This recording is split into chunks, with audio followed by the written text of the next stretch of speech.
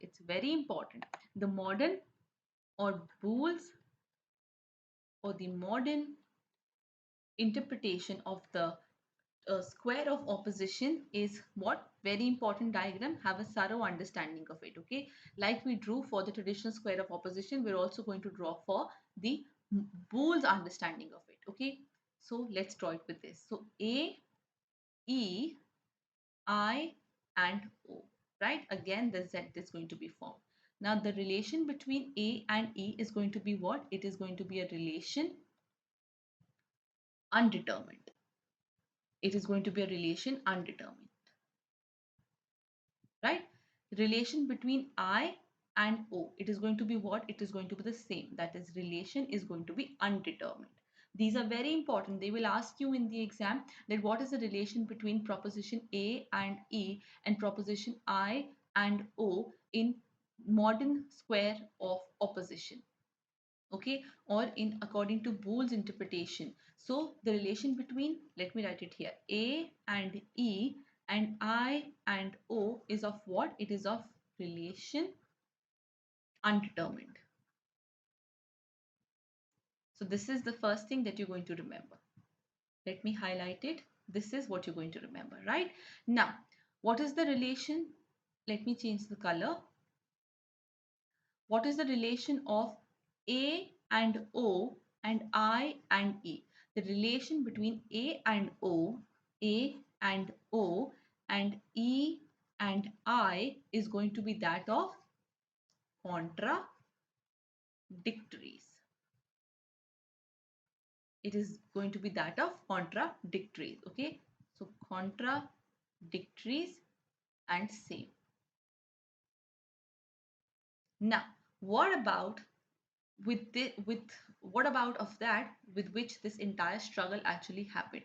If you remember, the traditional square of opposition says what? That relation between A and I and E and O is going to be what? It is going to be the relation of subalternation. But here, according to Boole's interpretation, the relationship between A and I and E and O is going to be what? Again, relation, let me write it here, relation undetermined. Relation undetermined. So in short, what do you have to remember? In short, you simply have to remember this, you have to remember this, and the third, that A and I and E and O, even their relation is undetermined. That is, there is no surety that if A is true, then I is going to be true. Similarly, the same for E and O. So these are the three important things that you need to remember. So only contradictories is that relation between A and O and E and I that Boole doesn't have a problem with. So, okay, I hope you've had a clear view of this here. Okay, now let's okay, forget about me showing you above. Let's just quickly draw both of these. Okay, let's draw both of these so that you understand. A, E, I and O. The relation between these two is going to be undetermined. Relation between these two is going to be undetermined. Similarly, here undetermined, here undetermined. Just the relation between these is contradictories. Okay, contradictories. Is this clear? A, E, I, O. This is what? This is Boole's interpretation, right? And what was the thing that we previously discussed? A, E, I, O. A and I, E and O have the relation of subalternation. Subalternation. A and O, E and I have contradictories. And A and E have what? They have the relation of contraries. And I and O have the relation of what? Subcontraries. So now I have drawn both the modern and the traditional square of opposition so that you understand the entire differentiation between the two. So what is the common thing? That in both, the relationship between A and O and E and I is that of contradictories. Boole's interpretation of the square of opposition or Boole's modern square of opposition is not considering what? It is not considering, let me change the color. It is not considering contraries, subcontraries, and subalternation. Okay, why? Because he's simply instead saying here that this relation is undetermined, undetermined, undetermined, and undetermined. So only determined relationship here is between A and O and E and I, and that is of what? That is of contradictories. Is this clear? So this is very, very important for you to remember. So in short, you have to remember these statements from the exam's purpose. This is Aristotle,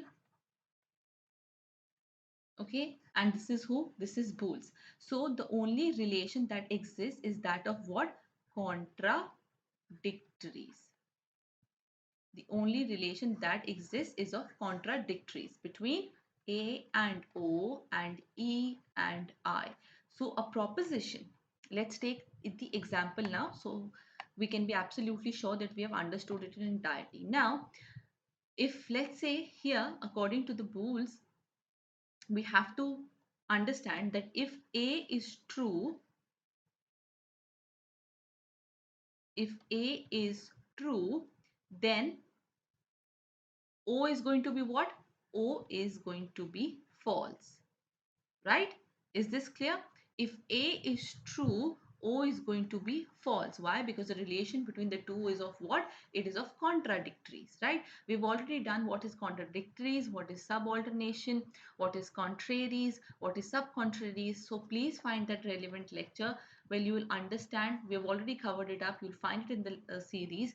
So if A is true, O is also, sorry, O is false. It is not true. Why? Because the relation between A and O is of what? It is of contradictories, and vice versa. That is, if O is false, A is true.